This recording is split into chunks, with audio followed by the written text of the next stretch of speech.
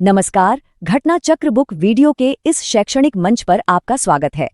हमारा उद्देश्य है ज्ञान को सरल, स्पष्ट और सुलभ रूप में आप तक पहुंचाना। आइए आरंभ करते हैं अध्ययन और सफलता की इस यात्रा को। नमस्कार। कभी सोचा है कि सिर्फ एक दशक में किसी देश की अर्थव्यवस्था की पूरी तस्वीर कैसे बदल सकती है? आज हम बात करने वाले हैं 1985 से 1997 के उसी दौर की। वो दौर जिसने भारत की इकोनॉमी को एक ऐसा मोड़ दिया जिसका असर हम आज तक महसूस करते हैं। तो सवाल यही उठता है ना, कि आखिर हुआ क्या था इन 10 सालों में?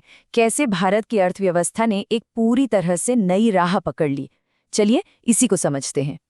तो कहानी शुरू होती है 1985 से, 7वीं पंचवर्षीय योजना यानी 7th 5-year प्लान के साथ। देखिए, इस प्लान का मकसद सिर्फ ग्रोथ के आंकड़े बढ़ाना नहीं था। नहीं, इसका असली फोकस था देश की सामाजिक नींव को मजबूत करना। इसकी प्रायोरिटीज मतलब प्राथमिकताएं बहुत ही क्लियर और सीधी थीं। लोगों के लिए खाना, काम और प्रोडक्टिविटी। टारगेट रखा गया था 5% की ग्रोथ रेट का, लेकिन जो रिजल्ट आया ना, वो उम्मीद से कहीं ज्यादा अच्छा था। और ये प्लान कामयाब भी रहा। एक्चुअल ग्रोथ रेट 6% तक पहुंच गई, मतलब जो टारगेट था उससे पूरा 1% ज्यादा। और उस जमाने के हिसाब से ये एक बहुत बड़ी कामयाबी थी, सच में। तो सबसे जरूरी बात क्या थी? यही कि इस पूरे प्लान का फोकस आम आदमी पर था। सरकार का मेन मकसद था कि हर किसी तक बेसिक जरूरतें पहुंचें और साथ ही देश की ओवरऑल प्रोडक्टिविटी भी बढ़े। लेकिन बात सिर्फ ग्रोथ रेट की नहीं थी। इसी दौर में कई ऐसे इंस्टीट्यूशंस की नींव भी रखी गई जो आज भी बहुत जरूरी हैं। जैसे 1986 में स्पीड पोस्ट आया, जिसने डाक सिस्टम में एक तरह से क्रांति ला दी। उसी साल केपाट बना, जिसने रूरल डेवलपमेंट को एक नई दिशा दी। फिर 1988 में सेबी का गठन हुआ और 1989 में गरीबी को और अच्छे से समझने के लिए लकड़ावाला कमेटी बनाई गई। अब 1990 आते आते ना देश में काफी कुछ बदल रहा था, पॉलिटिकल सीन भी और इकोनॉमिक सीन भी। इसी वजह से अगला 5-year प्लान तुरंत शुरू नहीं हो पाया। ये आप कह सकते हैं 2 अलग-अलग दौर के बीच का एक जरूरी पड़ाव था। तो फिर क्या हुआ? 1990 से 1992 के बीच 5-year प्लान की जगह 2 अलग-अलग एनुअल प्लान्स चलाए गए, एक साल के प्लान्स। ये एक तरह से इकोनॉमी को रीडायरेक्ट करने के लिए, मतलब एक नई दिशा देने के लिए लिया गया एक जरूरी ब्रेक था। और देखिए, इस छोटे से ट्रांजिशनल पीरियड में भी एक बहुत जरूरी काम हुआ। अप्रैल 1990 में सिडबी की स्थापना हुई। सिडबी यानी small industries development bank of India. इसका मकसद था छोटे छोटे उद्योगों को फाइनेंशियल सपोर्ट देना। और हम सब जानते हैं कि ये छोटे उद्योग आज भी हमारी इकोनॉमी की रीढ़ हैं। और फिर 1992 में आया असली गेम चेंजर, 8वीं पंचवर्षीय योजना।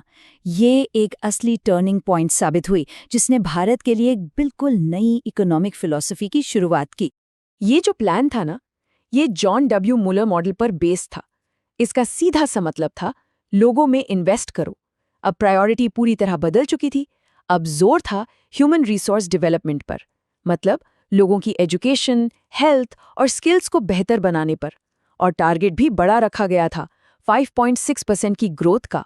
और रिजल्ट एकदम हैरान करने वाला। इकोनॉमी ने 6.8% की जबरदस्त ग्रोथ हासिल की, टारगेट से कहीं ज्यादा। और ये इस बात का पक्का सबूत था कि ये जो नई सोच थी ना, ये वाकई काम कर रही थी। तो समझ रहे हैं, इस प्लान का सबसे बड़ा बदलाव इसकी सोच में ही था। सरकार अब ये मान रही थी कि अगर देश के लोगों को बेहतर बनाया जाए, उनको स्किल्ड किया जाए, तो इकोनॉमी तो अपने आप ही बेहतर हो जाएगी। ये एक बहुत ही विजनरी स्टेप था। और हाँ, इसी प्लान के दौरान भारत ने अपना अब तक का सबसे बड़ा इकोनॉमिक स्टेप लिया। जी हाँ, हम बात कर रहे हैं एलपीजी रिफॉर्म्स की। लिबरलाइजेशन, प्राइवेटाइजेशन और ग्लोबलाइजेशन। दशकों के सरकारी कंट्रोल के बाद पहली बार इंडियन मार्केट को दुनिया के लिए खोला गया, और इसने तो जैसे इकोनॉमी में एक नई जान ही फूंक दी। तो इस दौर में एलपीजी रिफॉर्म्स तो आए ही, साथ ही युवाओं को रोजगार देने के लिए प्रधानमंत्री रोजगार योजना भी शुरू हुई। और एक और बहुत बड़ा काम हुआ, सेबी जो पहले बना था उसे अब कानूनी अधिकार दिए गए। उसे एक पावरफुल रेगुलेटर बनाया गया ताकि मार्केट में इन्वेस्टर्स का भरोसा बढ़े। तो सवाल ये है कि इस एक दशक में जो कुछ भी हुआ, उसका आज के भारत पर क्या असर है? चलिए इस पूरी कहानी को जरा समराइज करते हैं और देखते हैं। देखिए, दोनों प्लान्स के बीच का फर्क बिल्कुल साफ है। एक तरफ थी 7वीं योजना, जिसका फोकस सोशल वेलफेयर और सरकारी कंट्रोल पर था, और दूसरी तरफ थी 8वीं योजना, जिसने मार्केट को बढ़ावा दिया और ह्यूमन डेवलपमेंट को सबसे ऊपर रखा। तो इस पूरे दशक के जर्नी को हम 3 स्टेप्स में देख सकते हैं, है ना? पहला, सोशल फाउंडेशंस को मजबूत किया गया।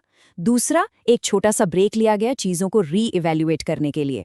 और तीसरा, इकोनॉमिक लिबरलाइजेशन का एक नया दौर शुरू किया गया।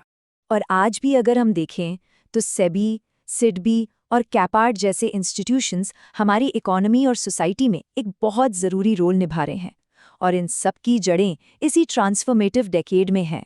तो आखिर में एक सवाल जरूर उठता है, क्या 1985 से 1997 का ये दशक ही भारत की आज की इकोनॉमिक पावर की नींव रखने वाला सबसे क्रूशल, सबसे अहम दौर था?